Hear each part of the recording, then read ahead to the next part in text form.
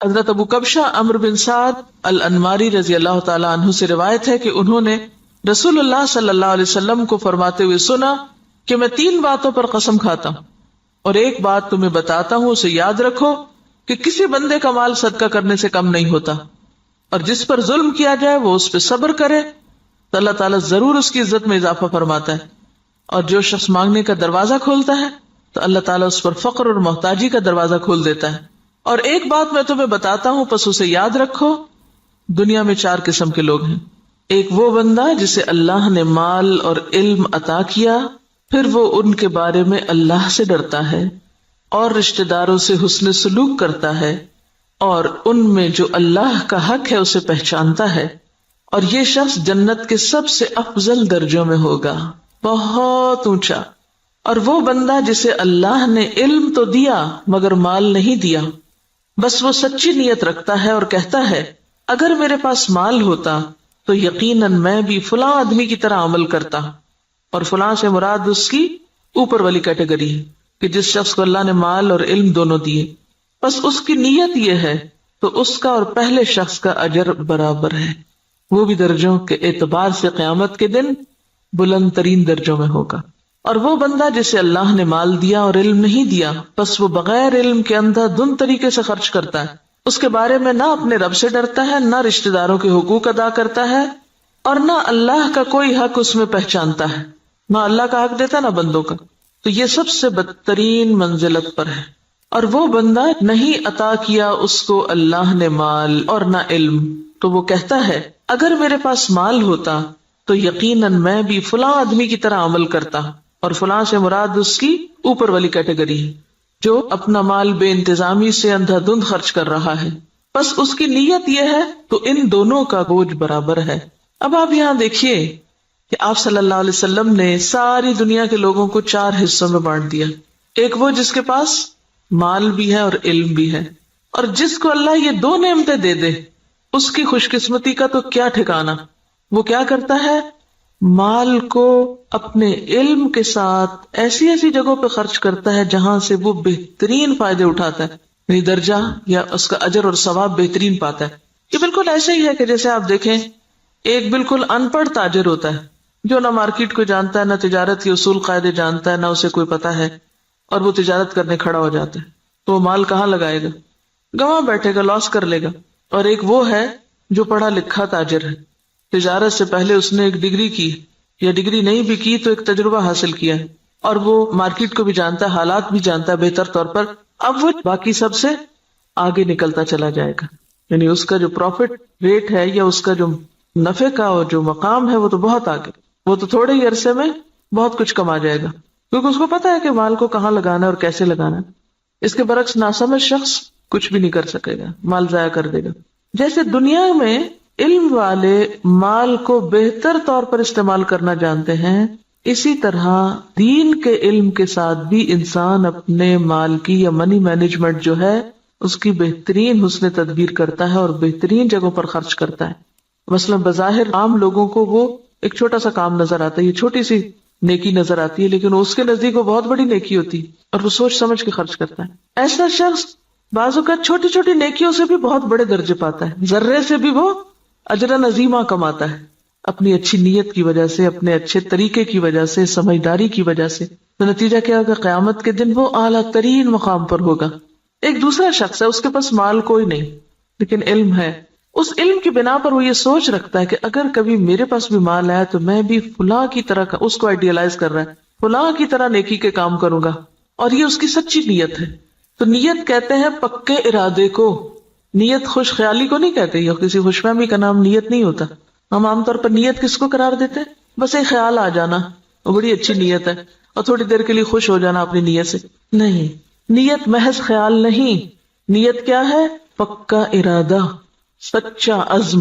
دنیا ادھر کی ادھر ہو جائے اور وہ شخص نہ بدلے، اس کی نیت نہ پھرے، اس کے ارادے نہ بدلیں، حالات کچھ بھی ہو اس کے ارادے نہ بدلیں۔ ہمارا عام طور پہ کیا حال ہوتا ہے، جب ہم اللہ سے راضی ہوتے ہیں تو اللہ کی راہ میں بہت کچھ خرچ کرنا چاہتے ہیں، نیکی بھی بڑی کرنا چاہتے ہیں، جب اللہ سے ناراض ہوتے ہیں پھر کیا کرتے ہیں، کسی بندے سے ہم راضی ہوتے ہیں تو اس پہ خوب لٹاتے ہیں، اور جب اگر اس بندے سے ناراض ہو جائے تو پھر ہم اس کو کیا دیتے ہیں، پھر اس کو آگ کر دیتے ہیں۔ ایسا ہی ہے نا، تو یہ سچی نیت ہے۔ پکا ارادہ نیکی کرنے کا نہیں. پکے ارادے والا کون ہوتا ہے؟ جو کسی کی تعریف، تنقید، حالات کے اچھے یا برے ہونے سے کوئی اثر قبول نہ کرے. جو اس نے نیکی کا ارادہ کیا تھا، ٹھانا تھا، وہ اس پہ جمع رہے کہ میں کسی کی باتوں میں آ کر اپنا کام چھوڑ دوں، کسی کے بہلانے سے، کسی اور دنیا کے حقیر فائدے کی خاطر میں اپنے مشن کو قربان کر دوں. نہیں، وہ احمق و بے وقوف شخص نہیں ہے کہ ایک ہوا کے جھونکے سے ادھر کو اڑ جائے اور دوسرا آیا تو ادھر اڑ جائے. وہ جم کے رہتا ہے اپنے مشن میں، اپنے سوچ میں، اپنے نیکی کا جو ارادہ اس نے کیا اس کو کوئی چیز متزلزل نہیں کرتی. ہمارا حال دیکھیں نا، ہم کئی دفعہ مال خرچ کرنے کا سوچتے ہیں، پھر تھوڑی دیر بعد شیطان آ جاتا ہے اور وہ کیا کرتا ہے؟ نیت خراب کر دیتا. ہوتا ہے نا ایسے کہ نہیں ہوتا کبھی آپ کے ساتھ؟ یہ سچی نیت کوئی نہیں ہوتی. سچی نیت تو وہ ہوتی ہے کہ بس آپ نے کر لی اور اب دنیا ادھر کی ادھر ہو جائے اور آپ نے کرنا ہی کرنا ہے. ایسی نیت اگر کسی کی ہے اور مال نہیں بھی تو اللہ تو نیتوں کو جانتا ہے نا. ہم عام طور پہ کب کہتے ہیں اللہ نیت جانتا ہے میری؟ صرف خود کو کور کرنے کے لیے. ایسے شخص کو اللہ تعالیٰ بغیر کچھ کیے بھی وہی درجہ دے گا جو ایک کرنے والا کر کے لے رہا ہے. محض نیت کی سچائی کی وجہ سے، ارادے کی پختگی کی وجہ سے، خیر پر استقامت کی وجہ سے. تو یہ چیز دین میں بہت ضروری ہے. تیسرا وہ شخص ہے کہ جس کے پاس مال ہے، علم کوئی نہیں. اب یہ الٹ گیا قصہ. پہلے کے پاس علم تھا، مال کوئی نہیں تھا. اب اس کے پاس مال ہے، علم کوئی نہیں. اب وہ کیا ہے؟ بس جدھر اس کی خواہش نفس کہتی ہے، جدھر لوگ کہتے ہیں، جدھر اور لوگ جو کچھ کر رہے ہیں وہ بھی اندھا دھند وہی مال خرچ کرنا شروع کر دیتا ہے، دکھاوے میں، ریاکاری میں اور دنیاوی شہرت کے لیے. اب ظاہر پوچھ ہوگی. آپ کو پتا ہے کہ ابن آدم کے قدم ٹلیں گے نہیں قیامت کے دن جب تک کہ وہ 5 باتوں کے جواب نہ دے دے. اور اس میں سے ایک سوال کیا ہوگا؟ مال کہاں سے کمایا اور کہاں خرچ کیا، یہ پوچھا جائے گا. ایسا نہیں ہے کہ بس آپ چھوڑ دیے جائیں گے کہ اللہ میرا مال تھا، میری مرضی. یہ بات نہیں ہے. مال اللہ کی دی ہوئی ایک امانت ہے آپ کے پاس، اس کو اللہ کی مرضی کے مطابق ہی خرچ کرنا ہے. یہ نہیں کہ اگر آپ کو مال مل گیا تو اختیار بھی مل گیا. منمانی کرنے کا اختیار تو نہیں مل جاتا مال ملنے سے. یہ ملتا ہے ویسے ہم نے لیا ہوا ہے. ہم اپنے مال کو خرچ کرتے وقت کیا ذہن میں رکھ کے خرچ کرتے ہیں؟ میرا مال، میری مرضی، کیا مرضی کرو. کوئی سمجھائے بھی تو ہم کیا کہتے ہیں؟ جہاں جی چاہے اڑاؤں. تم کون ہوتے مجھے کچھ کہنے والے؟ میرے پیسے ہیں نا، جو چاہوں کروں. اور وہ اس کی نیت کیا ہے؟ کوئی اس کی نیت نہیں. خاص طور پر جو حدیث کے الفاظ ہیں نا، قابل غور ہے. لا یصل فیہ رحمہ ولا یعلم للہ فیہ حقا. نہ رشتہ داروں کو دیتا ہے اور نہ اللہ کا حق پہچانتا ہے، نہ فی سبیل اللہ خرچ کرتا ہے. یہ مالدار شخص قیامت کے دن سب سے بدترین جگہ پر ہوگا کہ جس کو اللہ نے دنیا میں مال تو دیا لیکن اس کے پاس کوئی سمجھ نہیں ہے کہ اس نے اس کے ساتھ کرنا کیا ہے. اور چوتھا وہ ہے بدقسمت کہ جس کے پاس ہے بھی کچھ نہیں ہاتھ میں لیکن آئیڈیالائز اس کو کرتا ہے. ہی اس تیسرے شخص کو کہ جو غلط جگہوں پہ مال خرچ کر رہا ہے. عام طور پر ہم لوگ کس کی پیروی کرنا چاہتے ہیں؟ اس شخص کی جس کے پاس مال ہے اور وہ نیکی کے راستے میں خرچ کرتا ہے، یا اس کی جس کے پاس مال ہے اور وہ دکھاووں کے لیے خرچ کرتا ہے؟ انڈیا کا کوئی امیر ترین شخص اور وہ کہتا ہے کہ میں کھانا تو 2 وقت کا کھاؤں گا، لیکن اگر کوئی شخص اعلیٰ تعلیم حاصل کرنے کے لیے وظیفہ چاہے تو اپنے مال میں سے اس پہ خرچ کروں گا. تو یہ کیسی مثال ہے نا کہ اس کے پاس ہے بہت کچھ لیکن وہ صرف ذاتی عیاشی میں نہیں اڑا رہا، وہ اعلیٰ مقاصد میں خرچ کر رہا ہے. اور لوگوں کے لیے ایک مثال یہ بھی، اور ایک وہ شخص ہے کہ جس کے پاس ہے اور وہ محض خواہشات کی تکمیل میں اور ذاتی خوشی میں خرچ کر رہا ہے. تو نتیجہ کیا ہے؟ باقی لوگ بھی اس کو آئیڈیالائز کر رہے ہیں اور وہی کچھ کر رہے ہیں. آج آپ دیکھیں کہ ہمارے معاشرے میں جس طرح نمود و نمائش ہو گئی ہے یا اس کے مظاہر جو نظر آتے ہیں، اس کے پیچھے کیا چیز ہے؟ فضول خرچی کے پیچھے کیا نفسیات ہوتی؟ دکھاوا اور نمود و نمائش کے پیچھے کیا ذاتی بڑائی کا جذبہ کہ لوگ مجھے بڑا مان لیں. تو قیامت کے دن ایسا شخص کہاں ہوگا؟ اخبث المنازل اسفل سافلین، وہ سب سے نیچے ہوگا کیونکہ اس نے اللہ کی نعمت کا غلط استعمال کیا. تو ہم سب کے لیے کیا ضروری ہے کہ ہم اپنے اپنے طریقوں کا جائزہ لیں. کوئی پیسہ خرچ کرنے سے پہلے ذرا رک جائیں اور سوچیں کہاں دے رہے ہیں، کس کو دے رہے ہیں، کیوں دے رہے ہیں، کیا مقصد ہے، کیا نیت ہے، کیا ارادہ ہے. اور اگر مقاصد چھوٹے چھوٹے ہیں، صرف دنیا سامنے ہے تو چھوٹا دل ہے اور چھوٹی جزا ہے. اور اگر دل بڑا ہے، مقاصد بڑے ہیں تو ذات سے بھی کاٹ لیں گے، اپنے آرام سے بھی کاٹ لیں گے اور بڑی جگہ پر انویسٹ کریں گے. صرف زبان کے ذائقے پر ہی خرچ کرتے چلے جانا، صرف دل کے سکون میں لباس پر ہی خرچ کرتے چلے جانا، صرف اپنی ذات ہی کو یا اپنے ہی آرام کو دیکھتے چلے جانا اور دین کے اور اعلیٰ ترین مقاصد کو بھول جانا، تو دنیا میں بھی مسلمانوں کو کس سے دوچار کر رہا ہے. اب دیکھیے، ہم نے بہت اس پر پہلے بھی بات کی تھی کہ ترقی یافتہ قومیں، آپ کو پتا 40% تک ٹیکس ہوتا ہے ان کا، 40 بازوں کا 60% بھی ٹیکس ہوتا ہے، کہ آپ نے 100 روپیہ کمایا 60 روپے دے دیجئے گورنمنٹ کو، وہ آپ کے لیے سڑکیں بنائے، اسپتال بنائے، ریسرچ سینٹر قائم کرے تاکہ قوم ترقی کرے۔ ہمارا کیا حال ہوتا ہے کہ ہم جتنا بھی کمائیں وہ سارے کا سارا پلٹ کر اپنی جیب میں ڈالیں، گھر ہمارا محل ہو، سڑک اور گلی چاہے ہماری ٹوٹی پھوٹی ہو۔ اسی وجہ سے ہم اس حال میں ہیں کہ ہم بڑے مقاصد میں خرچ نہیں کر سکتے، اپنی ذات کے لیے اور اپنے ہی لیے، اور پھر اپنے اوپر خرچ کرنے کے لیے ایسے ایسے طریقے اختیار کرتے ہیں کہ جس سے اجتماعی فائدہ پیچھے چلا جاتا ہے۔ اب دیکھیے کہ ایک قطرہ جب دریا میں ملتا ہے تو کیا ہو جاتا ہے، وہ کیا کہلاتا ہے؟ دریا کہلاتا ہے۔ اور جب وہ صرف قطرہ رہتا ہے تو وہ اپنی انفرادیت بھی کھو دیتا ہے، اپنی آئیڈینٹی بھی ختم کر دیتا ہے۔ اگر ہم صرف اپنی ذات کو نمایاں کرتے رہے ختم ہو کے رہ جائیں گے، اور اگر ہم نے یہ سب کچھ اچھے مقاصد کے لیے اپنے آپ کو بھی اور اپنے مال اور اپنے اوقات کو بھی لگایا تو پھر اعلیٰ ترین منازل پا سکتے ہیں۔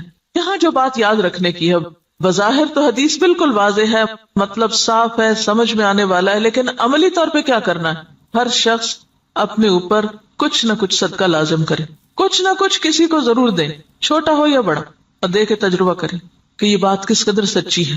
آپ دے کمی نہیں ہوگی، اس سے زیادہ آئے گا۔ نمبر 2، سوچیں کس نے آپ پر کوئی ظلم یا زیادتی کی، نہیں یاد آ رہا تو ذرا غور سے یہ ذرا ذہن پہ زور ڈالیں۔ میرا نہیں خیال زور ڈالنے کی ضرورت، ایسی باتیں تو ہمیں ہر وقت یاد رہتی ہیں۔ کس نے میرے ساتھ کیا زیادتی کی ہوئی، سوچیں کس نے میرے ساتھ کیا ظلم کیا اور میں نے اب تک اس کو معاف نہیں کیا، ان سب کو آج معاف کر دیں، اور اپنے دل سے ان ظلم و زیادتی کے باتوں کو نکال کے دروازہ بند کر دیں، صاف کر دیں، صفائی کر دیں دل کی۔ معاف کرنے کا سب سے بڑا فائدہ صرف انسان کو خود ہوتا ہے، اپنا دل اطمینان میں آ جائے گا، اچھا کوئی بات نہیں، وہ بھی انسان ہے نا، پتہ نہیں اس کی کیا کیا مجبوریاں، اس کو کیا کیا کمی ہے، اس پہ کیا ظلم و زیادتی زندگی میں ہوئی، اس کو کیا کیا محرومی ہوئی، اس کو معلوم نہیں کیسا ماحول ملا، تو اس کو معاف کر دیں۔ اس کا کہاں سے پتا چلے گا کہ آپ نے معاف کیا؟ آج کے بعد ان باتوں کو زبان پہ نہیں لانا، چھیڑنا نہیں، ذکر نہیں کرنا، ورنہ ہوتا کیا ہے، جب کوئی آپ کو مزید پھر دوبارہ زیادتی کرتا ہے تو آپ جس چیز کو معاف کر چکے تھے اس کو بھی ساتھ جمع کر لیتے ہیں، اگلی زیادتی تو اگلی ہے، پچھلی بھی ساری لے آتے ہیں واپس۔ کڑوی باتیں نہیں دہرانی، منہ کڑوا ہو جاتا ہے۔ صبر، برداشت، پی جائیں۔ یہ صرف آپ کی سوچ کی بات ہے، آپ سوچیں کہ میں نے کر دی، اور آپ دیکھیں کہ اللہ آپ کی مدد کرے گا اور ہو جائے گا، کیونکہ میں نے بارہا اس کا تجربہ کیا ہے، بارہا، اور اتنا فائدہ ہوا ہے، میں تو یہ کہتی اللہ میرے حافظے سے بھی نکال دے، میرے پاس وقت نہیں ہے ان باتوں کو یاد کرنے کا۔ اور جو زیادتی کرے اس کے ساتھ احسان، وہ بے رخی کرے، آپ اس کے پاس چلے جائیں۔ ہے مشکل، لیکن نبی صلی اللہ علیہ وسلم نے قسم کھا کے یہ بات فرمائی ہے، اگر آپ کو واقعی آپ کی قسم پر اعتبار ہے، آپ یہ سوچیے مجھے اپنے پیغمبر کی قسم کا اعتبار ہے، اللہ میری عزت میں ضرور اضافہ کرے گا اگر میں دوسرے کو معاف کر دوں گا۔ اور یہاں صرف معاف نہیں کرنے کی بات بلکہ صبر علیہا، کیونکہ جب تک صبر نہ ہو، برداشت نہ ہو، معاف نہیں ہو سکتا۔ معاف کرنے کے لیے اسے پینا پڑتا ہے، جیسے دوائی کا کڑوا گھونٹ پیا جاتا ہے۔ اور اگر آپ یہ نہیں کر سکتے نا، پھر اپنی معافی کی بھی توقع کم کر دیں۔ آپ اگر دوسروں کو نہیں معاف کر سکتے تو مت پھر امید رکھیں کہ آپ کو معاف کیا جائے۔ اگر آپ واقعی چاہتے ہیں کہ اللہ آپ کی عزت میں اضافہ کرے، کیونکہ سارے کام تو آپ اپنی عزت ہی بڑھانے کے لیے کر رہے ہوتے ہیں لیکن الٹے کر رہے ہوتے ہیں، تو جو نسخہ نبی صلی اللہ علیہ وسلم نے بتایا ہے اس کو عمل کر کے ایک دفعہ دیکھیں۔ ہے حوصلے کی بات لیکن کر سکتے ہیں، ایسا نہیں کہ کیا نہیں جا سکتا۔ اگر آپ اپنی جان کے دشمنوں کو معاف کر سکتے ہیں، حمزہ کے قاتل وحشی کو معاف کر سکتے ہیں، ابو سفیان کی بیوی کو معاف کر سکتے ہیں، ہند کو معاف کر سکتے ہیں، کوئی بدلہ نہیں لیتے، کوئی انتقام نہیں لیتے، کوئی جرمانہ نہیں لیتے، تو وہی لوگ تو پھر آگے جا کے دین کی خدمت اور دین کی عزت کا ذریعہ بنتے ہیں۔ یہ عمل کا وقت ہے۔